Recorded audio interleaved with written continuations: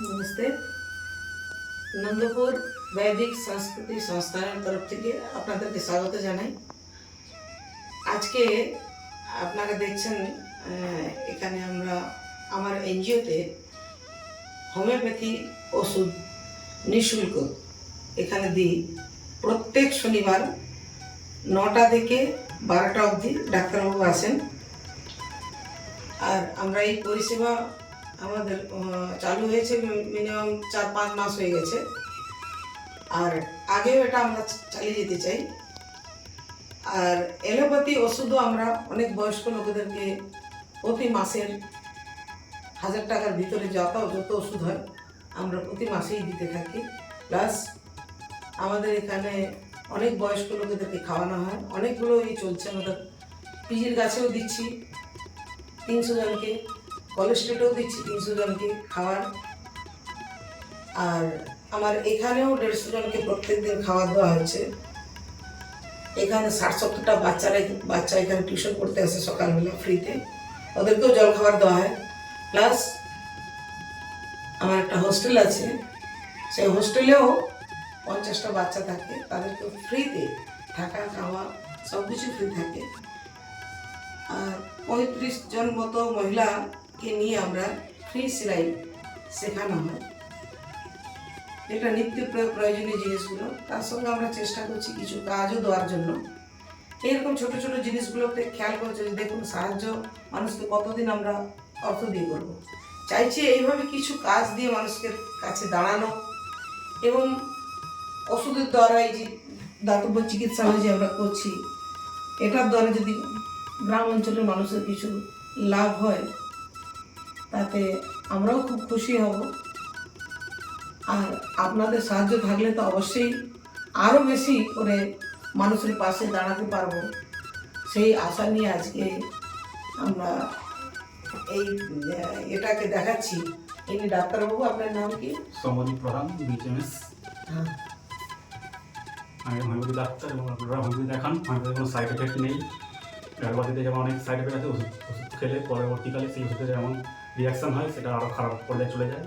তো হোমিওপ্যাথিতে এরকম হয় না। হোমিওপ্যাথিতে এটা একটা ভালো লক্ষণ, হোমিওপ্যাথি সাইড এফেক্ট তো নেই, সঙ্গে হোমিওপ্যাথি ভালো এফেক্টিভ কাজ করে এবং সঠিক ওষুধ সিলেকশন করলে ভালো কাজ হয় পেশার দিকে।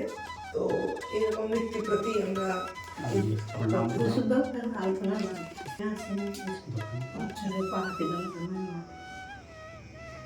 বয়স কত আপনার? 55।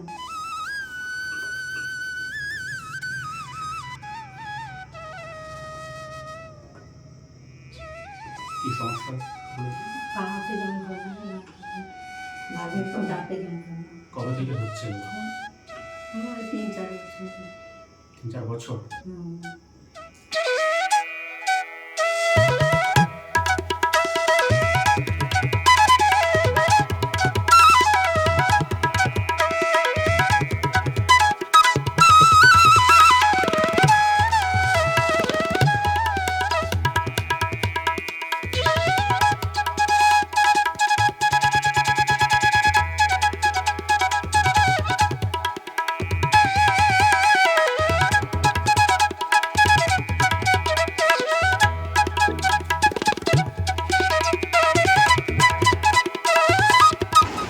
আমরা যেইভাবে সেবামূলক কাজ করছি, এটা সত্যিকারের অনেক লোকেরা উপকৃত হচ্ছে।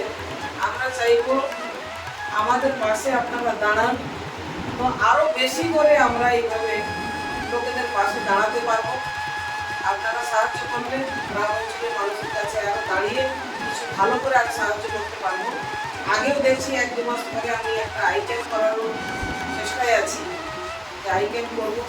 সত্যি আমরা শহরের দিকে করি, কিন্তু গ্রাম অঞ্চলে কেউ আসে না। কালকেই একটা আমার কলকাতা থেকে একজনের সঙ্গে কথা হচ্ছিল, এই যে লোকের সঙ্গে।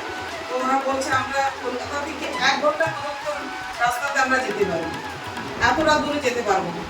তো এই ভাবনা চিন্তাগুলো অ্যাকচুয়ালি করা, যদি সত্যিকার সেবামূলক কাজ করতে চান, গ্রামের ভিতরে এসে দেখে করুন যে কতটা প্রয়োজন আছে।